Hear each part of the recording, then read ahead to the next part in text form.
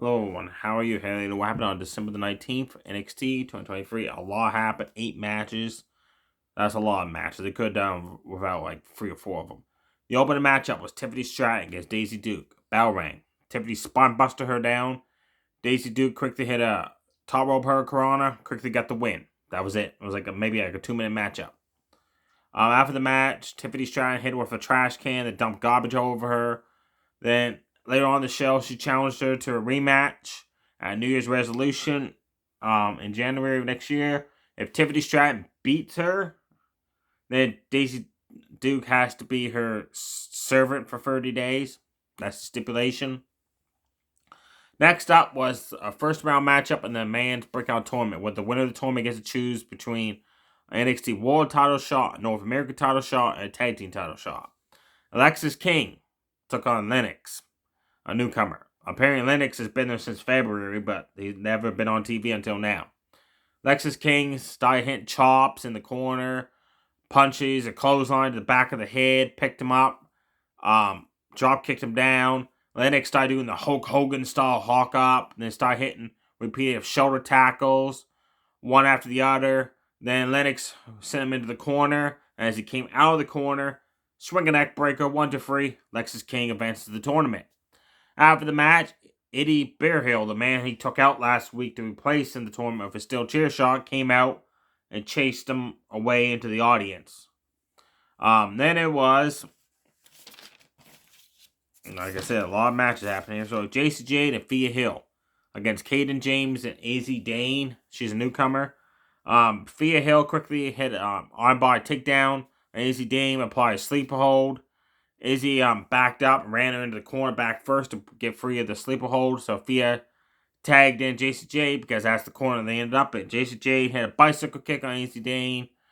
Then started taking her down with multiple forearm shots. Finally, Kaden James got in, delivered 3 back-to-back knees to the midsection on Kaden James. Tagged in Izzy Dane. She got in, flapjack on Jacy Jayne. They isolated her, worked on her for quite a bit. Jacy Jayne fought out of the corner. Forearm shot, Kaden James off the ring into the floor. Did a DXU suck it pose, crotch chop thing there. That was cool. Then she hit a forearm shot to Izzy Dane, tagging Thea Hill. Thea Hill hit that hurricanrana into the armbar submission she does. And she had it locked in, and Kaden James was tapping. But we didn't notice it, but when she whipped Kaden James into the ropes to do the armbar into the sleep armbar hold, Izzy Dane made the tag.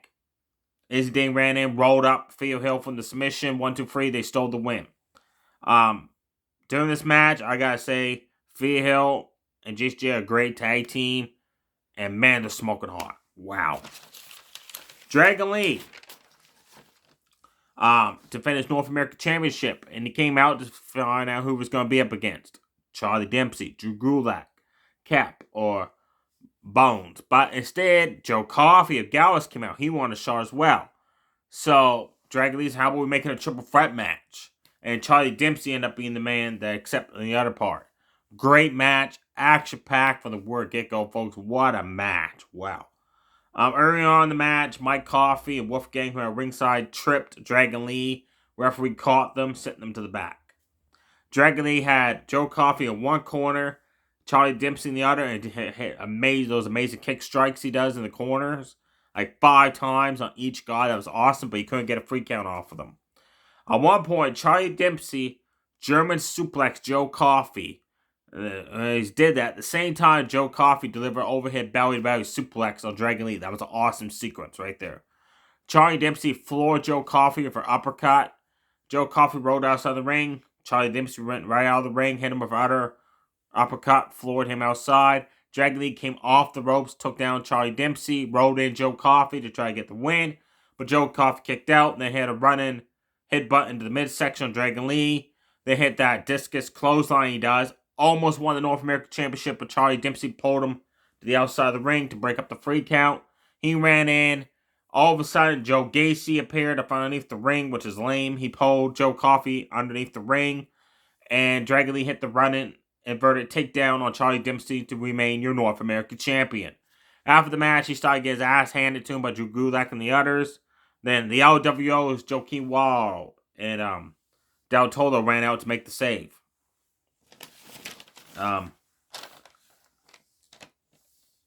Final first round matchup of the breakout tournament. Tevin Heights took on Luca the Lawyer.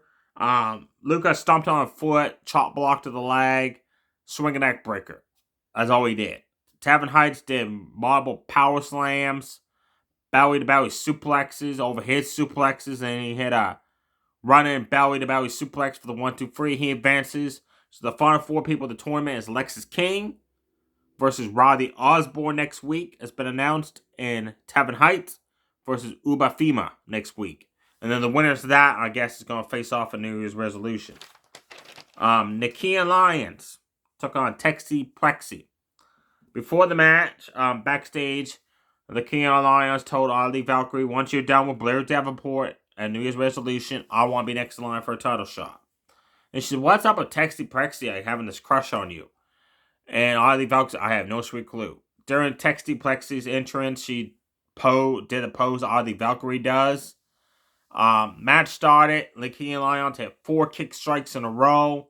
The Texi Plexi went outside the ring to regroup. Nikita went after her. Texi Plexi sent her arm into the steel steps. Then stomped on the arm, drove knees down the arm, bent the arm sideways. Nakia Lyons then ran and basically knocked her down. Then does that stupid pin she does where she shoves her ass in your face. And, yeah, she got the win. It was a fast match. And honestly, the move she did to her, there's no way she could get a free count from that move. So it must have been from the smell from her ass that knocked out Texi Plexi for the count of 3. It had to be. Next up, Tank and Hank took on Gallus. Another fast, quick matchup. Hank and Tank delivered a double team shoulder tackle on Mike Coffey. Then delivered a double team clothesline to Wolfgang, sent him to the outside. And then Gallus isolated Hank, beat the crap out of him in the corner. Double team suplexed him. Took turns delivering body shots in the corner. Finally, Hank got away to make the tag into Tank. But Tank was in the middle of the ring apron, not in his corner. So the referee did not count it as a legal tag. Hank turned around. Bam. Gallus delivered a double team maneuver on him for the 1-2-3. Fast match. The main event, Dragunov against Ridge Holland. Ridge Holland apparently is back on NXT. He came out in the beginning of the show when he requested this match against Dragunov. He said, I don't want it to be a title match. I just want to be non-title to prove I deserve to be here. He said, I wanted to leave that loser Pete Dunne behind on SmackDown because he was always the reason why we kept losing the matches against Pretty Diddley. And if memory serves me correctly, it's 50-50 there, Ridge. Then he says Sheamus got injured. He's gotten soft. He's no good throughout the years now. He's getting older. Ridge said, I'm done with the Braun Brutes. I want to be a single superstar. Match started. What a great main event, but it ended with controversy, I guess you can call it. Dragunov delivered chops after chops after chops on Ridge Holland. Ridge Holland did 2 back-to-back Alabama slams. That ended the offense Dragunov. Ridge then hit those running shoulder tackles he does. Dragunov hit a jump-up enziguri kick. Hit a running spin kick. Hit the running uppercut. Knocked Ridge into the corner. Then caught him with a German suplex out of the corner. Then all of a sudden, Ridge Holland did a move, and the referee called for the bell. Dragunov apparently got injured. So there you go. Ridge Holland apparently injured someone. And Dragunov had to be taken to the back. The match was thrown out. Now, I've read online that it is an injury, so they don't know what's going to happen with Dragunov and Trick Williams at New Year's resolution next year. Then I'm also reading online that it's a part of his storyline. He's not very injured. They're just going to make Ridge Holland look like a dangerous competitor on NXT. Now, some segments quickly happen. Roxanne Perez backstage the women's locker room said she's not done with Kaden James yet. And Grace, Santina Morales' daughter, said, well, you lost at deadline inside the steel cage. Just get over it. Roxanne Perez slapped her across the face, left the women's locker room. And Grace like, oh, am I still pretty? Like, that's lame. Corey Jade threw Cummins, the karate fighter lady on NXT, I guess I'll call her, threw her stuff out of the locker and put her nameplate on it. to take over her spot. So that's going to lead to a match next week, as Carmen did not like that. Josh Briggs approached Jensen backstage. He said, look, next week I just came out of the office to HBK. I got my Heritage Cup title opportunity against Noam Dar. Jensen said, good, me and Daisy Duke can be the ringside, be 3-on-4.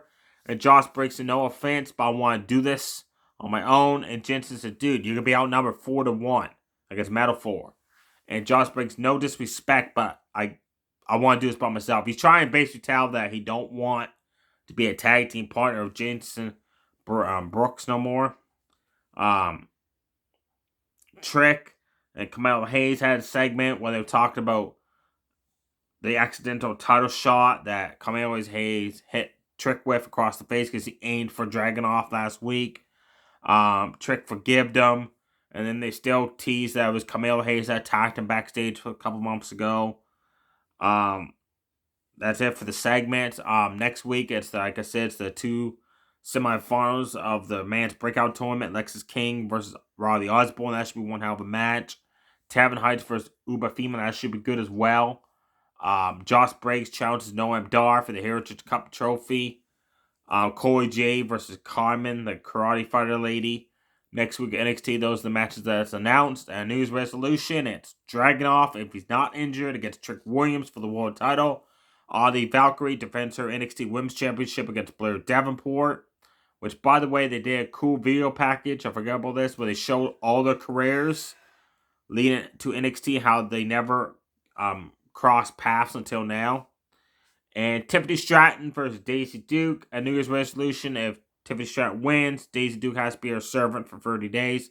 So there you have it, folks. I gotta go finish wrapping my presents. Enjoy the holidays coming up. Stay safe, everybody. Too sweet. Bye.